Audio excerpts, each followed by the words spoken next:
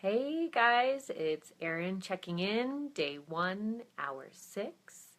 I think we're starting to kind of slow down, maybe hit a little mental lag. I think because it's lunchtime.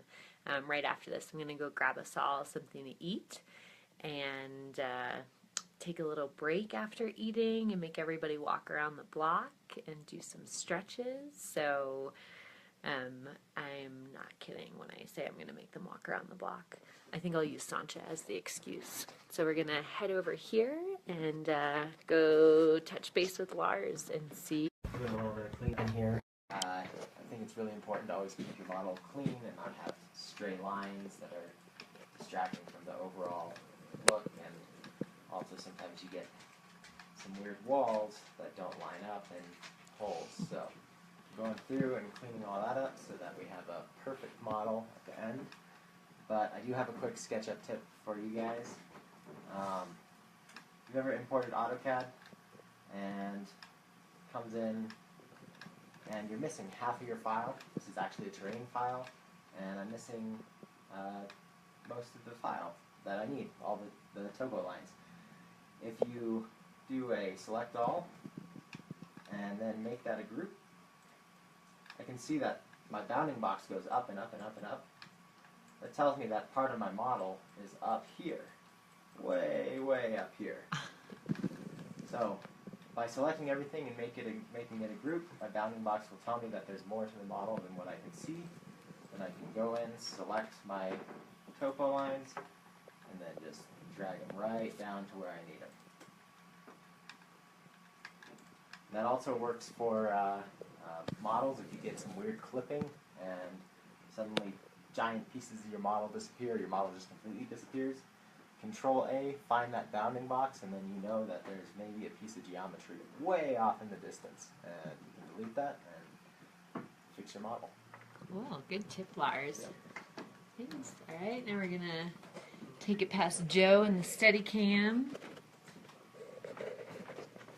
Hey guys. Lars, Leo, I think your mom is watching too, so you should say hi to her. Mom. How's the cruise? So yeah, right now I've been working on putting in the doors for a while here. Made some decent progress since last time I saw you guys. I will join in on the tip that I've been using a lot lately. Pretty basic, but if you need to flip around items really quickly, I've been doing it a lot with the doors because I've just been M-alting them to copy them. Use the scale tool and then -1 in the direction you want to flip it upon. Sometimes you can be sitting there puzzled about how you want your item to mirror itself, and that's a real quick way to do that.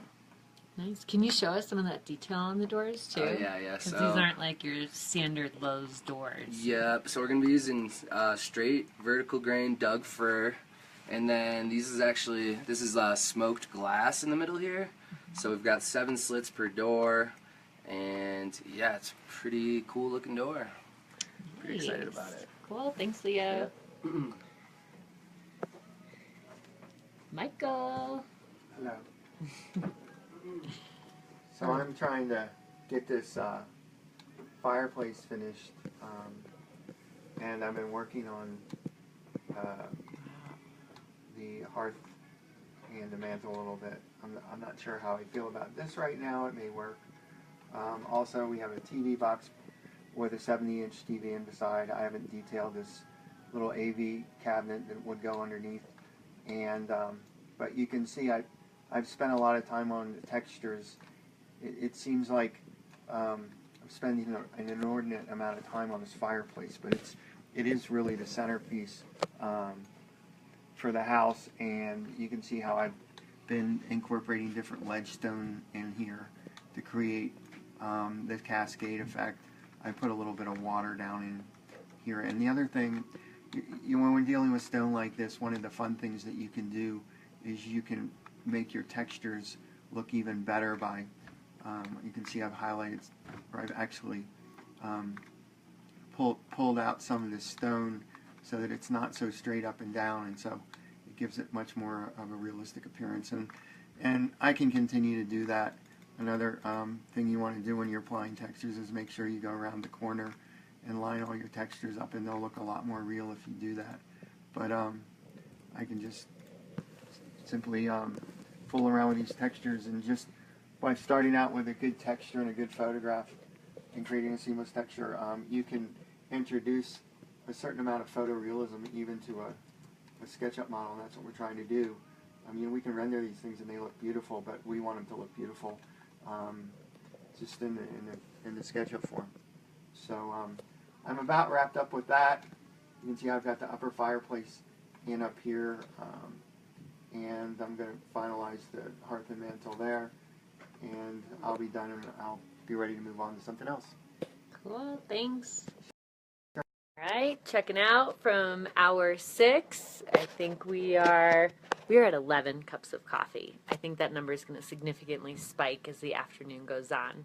So thanks so much for watching, and we will see you guys at the top of next hour.